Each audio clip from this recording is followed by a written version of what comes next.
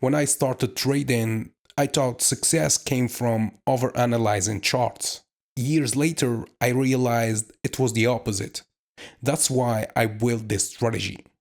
So, guys, try to keep it simple, don't overuse indicators, and avoid too much price action. This strategy is a proof that simple is better. Every time I open a trade, it's a win.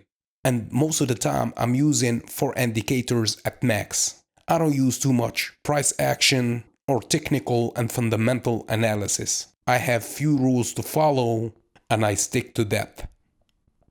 Yeah, so if you want to learn my strategy, the first episode is free at learnthestrategy.com/free. Link in the description or in the bio.